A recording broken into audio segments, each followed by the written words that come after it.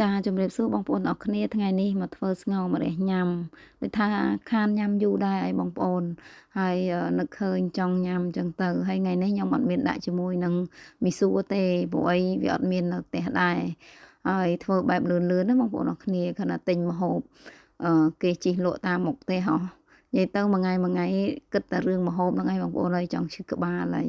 មិនដឹងថាធ្វើអីញ៉ាំទេមួយថ្ងៃទៅបងប្អូនវិញថ្ងៃនេះបានម្ហូបអីដែរ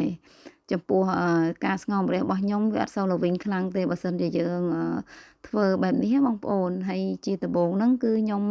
ចាប់ផ្ដើមយកសាច់ជ្រូកស្មាមុខហើយនឹង3ជាន់ណានិយាយទៅស្ងោរម្រះដល់យើងមានសាច់ជ្រូកលាយខ្លាញ់ទិញអញ្ចឹងมันឆ្ងាញ់ហើយយើងយកមកដាក់ថែមគ្រឿងខ្ញុំដាក់ជាមួយនឹងប៊ីចេងរ៉ូឌីស្ករបន្តិចហើយនឹងម្រេចហើយប៉ុណ្ណោះខ្ញុំថែមជាមួយនឹងទឹកត្រីហើយគ្រឿងទេសរបស់យើងខ្ញុំមានដាក់ជាមួយនឹងផ្សិតក្រៀមមកបងប្អូនចាហើយយើងហាន់ជាមួយនឹងស្លឹកខ្ទឹមខ្លីៗចឹងមកយើងដាក់យីហ៊ីវហើយប៊ីទៀតណាបងប្អូនអរគ្នាហើយយើងច្បល់ហើយយើងទុកមកសន្ទុះសិនមកដើម្បីឲ្យសាច់ជ្រូករបស់យើងចូលជាតិល្អហើយបន្តមកទៀតយើងមកស្រុះជាមួយនឹងម្រះបែបនេះបងប្អូនចាយើងដាំទឹកឲ្យពុះហើយយើងស្រុះវាប្រហែលជា5ទៅ10នាទីទៅបងប្អូនអរគ្នាកុំឲ្យវាឆ្អិនពេកណាយើងស្រុះវាអញ្ចឹងគឺម្រះយើងពេលយើងយកទៅស្ងោរទៅវាអត់សូវល្វីងទេបើសិនជាបងប្អូនអត់សូវចូលចិត្តល្វីងខ្លាំងណាយើងអាចស្រុះបែបនេះបានហើយនៅពេលដែលយើងស្ងោរបងប្អូនអរគ្នាយើងដាក់ដាំទឹកស្ងោរយើងមិនបាច់ចាំបាច់គ្របជាមួយនឹងគម្របទេបងប្អូនដើម្បីឲ្យម្រះរបស់យើងហ្នឹងវាហើរជាតិល្វីងចេញមកក្រៅបើយើងគ្របទៅគឺជាតិល្វីងហ្នឹងវានៅក្នុងហ្នឹងឯងបងប្អូនអរគ្នានេះតាមខ្ញុំធ្លាប់ស្លអញ្ចឹងណាតែបើសិនជាបងប្អូនខ្លះគាត់ចូលចិត្តល្វីងយើងមិនបាច់ចាំស្រុះក៏បានដែរ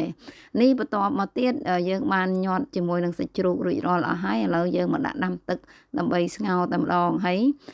ដាំទឹកនេះខ្ញុំដាក់ជាមួយនឹងខ្ទឹមសទៅដែរដើម្បីកាត់ឆ្អាបកាត់អីចឹងទៅបងប្អូនចាហើយយើងមានដាក់គ្រឿងយីហឺហើយប៊ីបន្ថែមពីក្រៅទៀតហើយនឹងផ្សិតក្រៀមរបស់យើងនឹងឯង